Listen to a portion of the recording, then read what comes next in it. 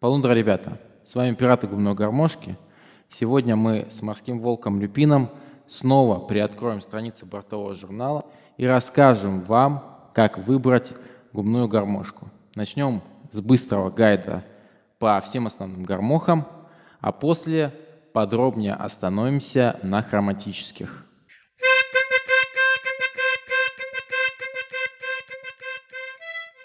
Итак, гармошки бывают соло и оркестровые. Если вы хотите играть мелодии и солировать в коллективе, то вам в первую очередь нужно обратить внимание на соло-гармошки. Если вы хотите играть аккомпанемент, на оркестровые. Оркестровые делятся, как правило, на басовые и аккордовые. Если вы хотите играть гармонические последовательности, то вам к аккордовым. Ну а если вы хотите представлять из себя основу ритм-секции, играть низко и жирно, то к басовым. Однако 90% того, что вам больше интересны мелодии и лики, ну и прочее. Поэтому давайте вернемся к соло-гармошкам. При этом это не значит, что на них нельзя играть аккомпанемент, так же как и на оркестровых нельзя играть соло.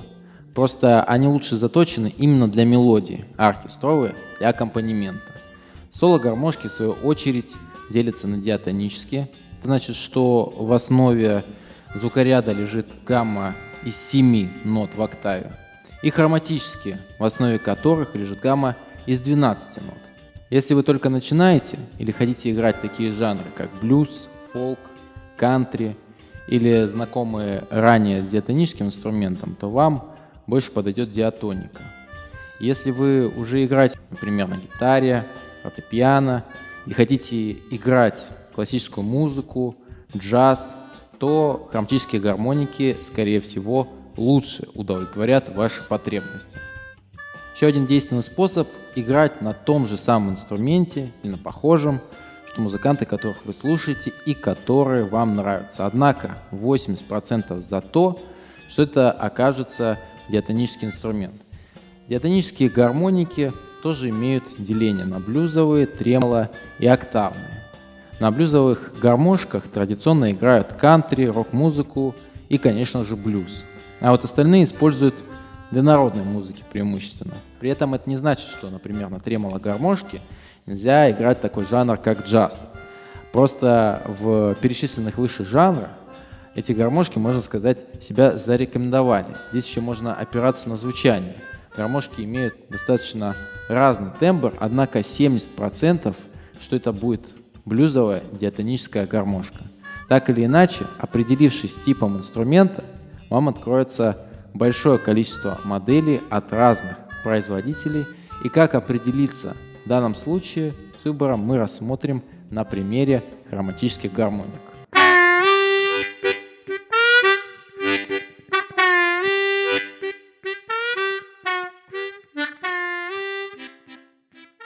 Первый критерий будет банальность, бюджет. Разделим бюджет на 3 категории. Низкий до $100, средний от 100 до $500 и высокий, более $500. Так как цены на инструменты в рублях сильно зависят от курса, то проще изъясняться именно в иностранной валюте. Также кого-то могут удивить такие цены. Дело в том, что хроматические гармоники стоят дороже, зачастую диатонических. Зато одной-двух хроматических гармоник хватает, чтобы сыграть практически любой музыкальный сет, в то время как диатонических гармошек обычно нужно минимум 3-5 штук для полноценной программы, а то и больше. Следующий критерий помимо бюджета – диапазон. Так как на хроматиках можно изначально играть практически в любой тональности, то отталкиваться от нее большого смысла не имеет. Так же, как и от альтернативной настройки по той же причине. Конечно, и тональности, и настройки есть, но далеко не все модели в них встречаются. Зачастую это строй соло и ключ до. Другое дело диапазон. Разница между 3 и 4 октавами куда больше, чем кажется. Еще одна октава внизу позволит и мелодии играть, не транспонируя их, и меньше играть достаточно писклявой, на мой взгляд, 3-й октаве. но инструмент станет больше по размерам и зачастую дороже. Да, есть альтернативные решения в виде гармоники диапазоном 3,5 октавы или строем альтернативным, таким как оркестра, который дает трехоктавной гармошке несколько низких нот. Но выбор таких гармоник не богат. Еще меньше выбор он у 2 и 2,5 октавных гармошек. К тому же такого диапазона может попросту не хватить для каких-то музыкальных композиций.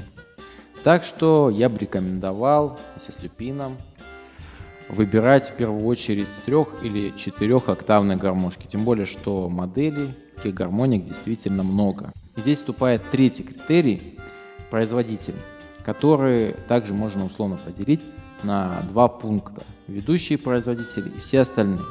Теперь давайте рассмотрим все эти критерии подробнее на конкретных примерах.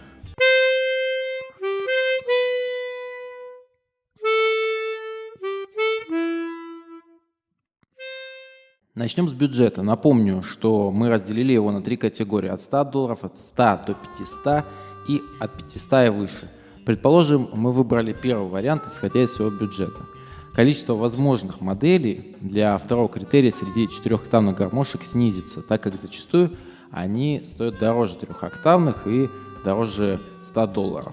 Еще заметнее снизится количество доступных моделей для критерия ведущий производитель. Добавок, я бы сказал, что среди остальных производителей не только выбора будет больше, но и качеством они, возможно, будут лучше. По крайней мере, модели с ценником близким к $100. Поэтому я бы порекомендовал выбирать именно из них. Вопрос выбора гармошек касается в первую очередь новичков.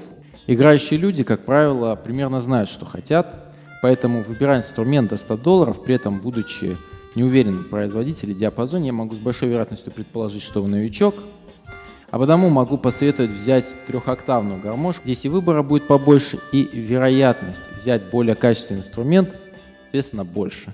Таким образом, бюджет до $100, 3-октавная гармоника и не ведущий производитель, как, например, вот эта гармоника от QMA. Но здесь нужно понимать, что бюджетные инструменты, на мой взгляд, не сколько качеством хуже, сколько разбросом в качестве. Это значит, что если попался качественный образец бюджетный, не факт, что остальные будут такими же. Причем от этого не застрахован никто, в том числе желающие приобрести дорогой инструмент. Просто в дорогом сегменте разброс будет меньше, соответственно, вероятность купить брак ниже. А раз уж мы заговорили о дорогом сегменте, то давайте рассмотрим вариант от $500 и выше. В этом случае смотреть в сторону неведущих производителей, я считаю, не имеет смысла. Что касается ведущих производителей, то это компании Honor, Zydel и Suzuki. Сегмент на самом деле небольшой. Яркий пример Zydel, всего лишь на данный момент с 2 моделями выше $500, Symphony 48, Symphony 64 на 3 и 4 октавы соответственно. Как же выбрать из них? Если не рассматривать какие-то фичи модели, а они в данном случае есть, то 3-октавные чаще, но не всегда дешевле, меньше, удобнее и легче. Но, соответственно, обладают меньшим диапазоном, а это значит, что, скорее всего, придется чаще транспонировать, играть выше, чаще заходить в 3-ю октаву.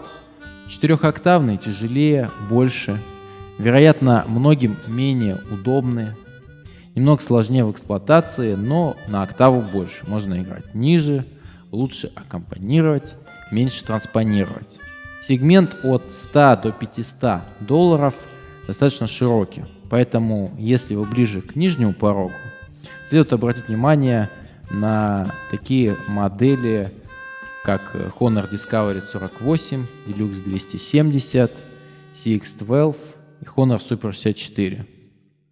Ближе к верхнему Super 64X или Ace 48. Выбирать нужно исходя из диапазона.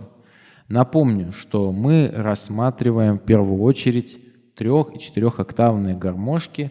В опираясь на внешний вид, звук и эргономику. Со звуком и эргономикой проблема в том, что на записи многие гармошки звучат достаточно похоже. И не поиграв на них лично, зачастую трудно различимы. В помощь, как водятся обзоры и отзывы на модели, например, наш плейлист «На горизонте». Но как же выбрать производителя? Существует ряд особенностей.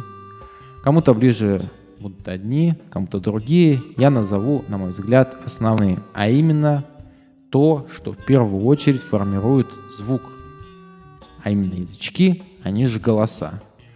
У Honor язычки из меди, достаточно мягкие, значит податливые к мелизмам, артикуляции, бендингу и прочему. Медь обладает ярким звучанием и хорошо управляема. У Zydeco язычки в основном из нержавеющей стали.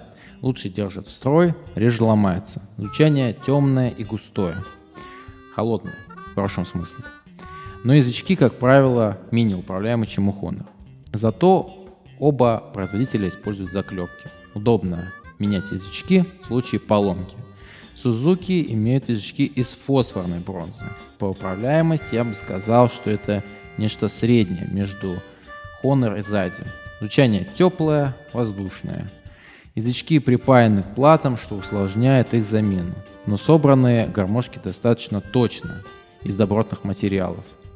Итак, дорогой сегмент, идущие производители 3- или 4-октавные гармошки. Средний сегмент от $100 до $500 самый широкий. Выбор гармошек богат, как у ведущих производителей, так и у остальных. Однако на остальных я бы рекомендовал смотреть, если ваш бюджет ближе к нижней границе. Если же он ближе к верхней, смотреть в первую очередь нужно на ведущих. Выбор ведущих производителей схож с предыдущим сегментом. Единственное, можно углубиться в фичи, чтобы проще было определиться с моделью. Например, вы не хотите уделять много времени и сил на эксплуатацию инструмента. Тогда вам может подойти Honor CX12, который можно разобрать за пару секунд голыми руками. Или вы не хотите морозить губы, холодный металл. Тогда, возможно, вам подойдет Suzuki G48V с деревянными крышками. С диапазоном здесь все то же самое. Большой совет, если вы решите приобрести две гармоники, основную и репетиционную, например, то будет удобно, если они окажутся одного диапазона. Не сказал бы, что это критично, но переходя с одного диапазона на другой, может понадобиться время на то, чтобы привыкнуть и освоиться. Все-таки эргономика немного различается, как и размер гармошки. Итак, средний бюджет – это ведущие или остальные производители, спорно ведущих, 3- или 4-октавные гармошки. Не забывайте, что лучший способ – это играть на тех же инструментах или на похожих, что и у ваших любимых исполнителей. Если, конечно, не играть на чем-то стандартном или вы готовы, в случае чего, к нестандартным решениям. Для некоторых исполнителей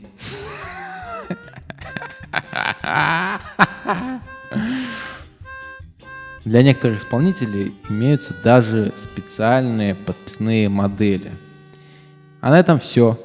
Мы закрываем страницу бортового журнала «Репин Место». Подписывайтесь на наш канал, ставьте лайки, пишите комментарии. Попутного ветра. Пока.